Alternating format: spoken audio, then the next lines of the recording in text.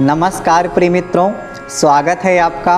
मैं आचार्य अनूप त्रिपाठी और आप देख रहे हैं ज्योतिष एवं वैदिक ज्ञान। मित्रों, आप सभी का बहुत बहुत फिर से एक बार स्वागत है। आज बात करेंगे एक विशेष विषय के ऊपर। हमने पिछले वीडियो में आपको गुलिक काल के बारे में बताया था। इसके पहले हमने राहु काल के बारे में बताया था। आज हम बात करने वाले हैं यमघंट काल के ऊपर। जी हाँ, यमघंट काल राहु काल से थोड़ा कम और गुलिक काल से थोड़ा ज़्यादा महत्वपूर्ण होता है और इसी के साथ में इसकी अशुभता भी राहु काल से थोड़ी कम होती है और गुलिक काल से थोड़ी ज़्यादा होती है। इसी कारण से शायद कोई भी व्यक्ति जो शुभ कार्य करने जा रहा होता है तो दो काल के बारे में सदैव याद रखता है और दो काल जरूर पूछता है पंडित जी से कि यमघंट काल कब से कब तक है और राहु काल कब से कब तक है, और जिस समय ये दोनों रहते हैं उस समय वह कार्य करने से बचता है। मतलब शुभ कार्य का प्रारंभ इन दोनों काल से नहीं किया जाता है। तो आज बात करेंगे इसी के ऊपर कि भला हम अपने हाथों से गिन करके कैसे यमघंट काल प्राप्त कर सकते हैं, देख सकते हैं या बना सकते हैं। क्योंकि ज्योतिष का यही तो उपयोग है। हमें कौन सा कार्य कब करना चाहिए यही तो हमें ज्योतिष बताती है।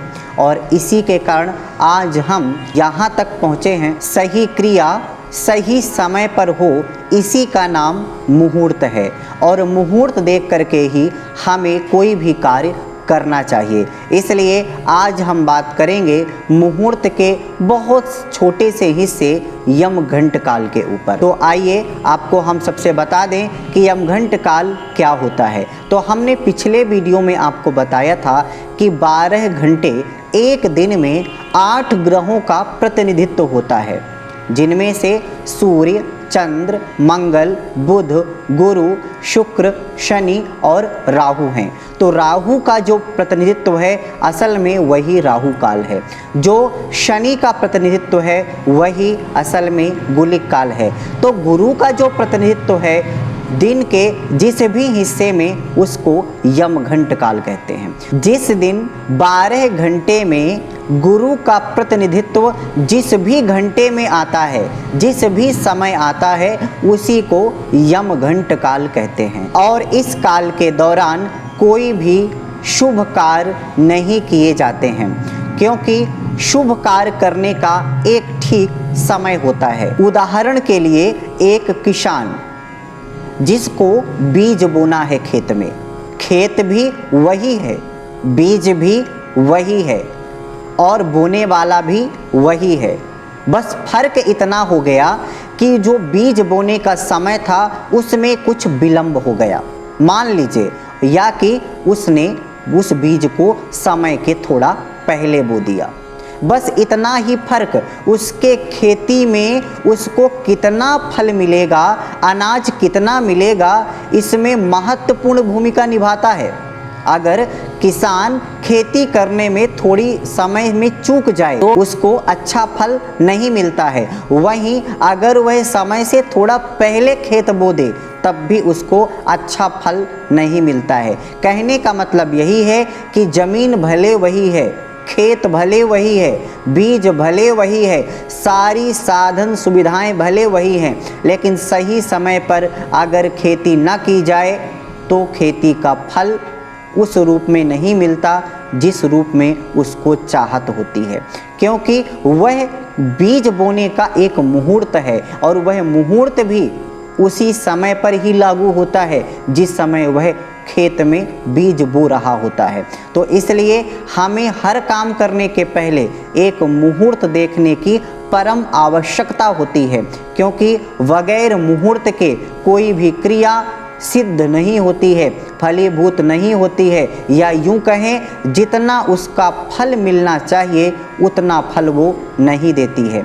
तो हम आपको बता दें कि जैसे पहले आपने गुलिक काल निकाला है, निकालने की विधि ठीक उसी प्रकार से है। तो चलिए अब जानते हैं यमघंट काल कैसे बनाया जाता है, कैसे हम अपने हाथों से गणना करके सरलता से कैसे जान सकते हैं कि किस दिन कितने बजे से कितने बजे के बीच में यमघंट काल रहेगा। तो हम बता दें कि गुरु के काल को ही यमघंट काल कहा जाता है। तो आप अगर समझ में ना आए तो इसके पहले गुलिक काल की भी वीडियो देख सकते हैं, बहुत सरल है। हम आपको बता दें कि सूर्य उदय से सूर्य अस्त के मान को निकाल लें, उसको दिनमान कहा जाएगा। दिनमान में 8 का भाग दे दें, 8 का भाग देने से 8 भाग हो जाएंगे और 8 भाग में प्रत्येक भाग में कितने घंटे कितने मिनट हैं, सबसे पहले वह एक कहीं लिख करके रख लें।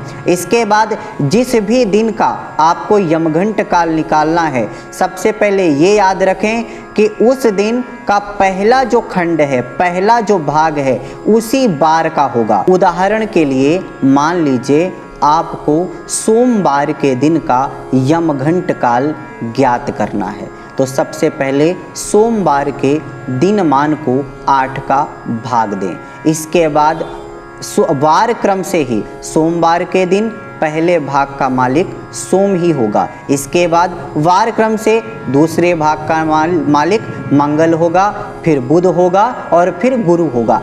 जिस भी भाग में गुरु आ जाए उसी समय समझ लीजिए कि यमघंट शुरू हो गया, और जब तक गुरु रहे उसके घंटे मिनट के सहित तब तक समझिए कि यमघंट चल रहा है, मतलब यमघंट योग चल रहा है। इसके साथ में आप ये सदैव याद रखिए कि जब दिनमान में 8 का भाग देना है तो वार क्रम से ही गिनते जाना है। जो 8वां भाग होगा उसका कोई भी मालिक नहीं होता है। तो इस प्रकार से आप यमघंट काल ज्ञात कर सकते हैं। मान लीजिए कि आप गणित के द्वारा यमघंट काल नहीं ज्ञात कर पा रहे हैं, तो हम आपको एक सारणी दे देते हैं, एक चार्ट दे देते हैं, जिसके माध्यम से आप बड़ी ही सरलता से यमघंट काल ज्ञात कर सकते हैं कि किस दिन कितने बजे से कितने बजे के बीच में यमघंट काल लगभग रहता है। तो सारणी आपके सामने है, आप इसको नोट कर लें, देख लें और अपने पास सहेज लें, यह आपके हमेशा काम आने वाली है। तो सबसे पहले बात करते हैं रविवार की। रविवार के दिन 12 बजे दोपहर से लेकर के 1:30 दोपहर तक यमघंट काल रहता है रविवार के दिन। इसके बाद सोमवार की बात करें तो सोमवार के दिन 10:30 बजे, मतलब 10:30 से 12 बजे दोपहर तक यमघंट काल रहता है। इसके बाद मंगलवार की बात करें तो मंगलवार के दिन प्रातः 9 बजे से 10:30 तक यमघंट काल रहता है। और इसके बाद बुधवार की बात करें तो प्रातः 7:30 से 9 बजे तक यमघंट काल का योग रहता है। इसके बाद गुरुवार की बात करें तो इस दिन पहले ही खंड में यमघंट काल रहेगा, इसलिए 6 बजे से लेकर के 7:30 तक यमघंट काल रहेगा। और शुक्रवार की बात करें तो शुक्रवार के दिन 3 बजे शाम से लेकर 4:30 शाम तक यमघंट काल का योग रहेगा। इसके बाद शनिवार की बात करें तो दिन में 1:30 से 3 बजे शाम तक यमघंट काल का योग रहेगा। तो इस प्रकार से हमने आपको यमघंट काल के योग के बारे में बताया कि किस दिन कितने बजे से कितने बजे के बीच में यह योग रहता है। विधि जानने की बड़ी सरल है, अगर आप विधि को ही याद कर लेंगे तो आपको सारणी देखने की भी ज़रूरत नहीं पड़ेगी।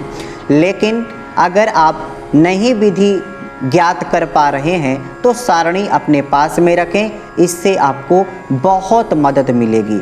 और आप कोशिश करें कि इस समय से कोई भी शुभ कार्य शुरू नहीं करें। जो हमने आपको सारणी दी है ये औसतन दिन को 12 घंटे का मान करके हम चल रहे थे और उसी के अनुसार उदाहरण स्वरूप आपको हमने मान दिया है। इसीलिए सूर्य उदय ठीक 6 बजे तो सूर्य अस्त हम ठीक 6 बजे मानकर चले हैं। आप हर ऋतु में जानते हैं कि सूर्य उदय ठीक 6 बजे नहीं होता है या सूर्य अस्त ठीक 6 बजे नहीं होता है। तो जिस भी ऋतु, जिस भी दिन, जिस भी समय आप यमघंट काल देखना चाहते हैं, उस दिन के सूर्योदय के अनुसार, सूर्य अस्त के अनुसार जितने भी मिनट आगे पीछे सूर्य उदय सूर्य अस्त के हों, उतने मिनट आप इसमें घटा या बढ़ा करके यमघंट योग जान सकते हैं। तो चलिए अभी के लिए बस इतना ही। आगे फिर उपस्थित होंगे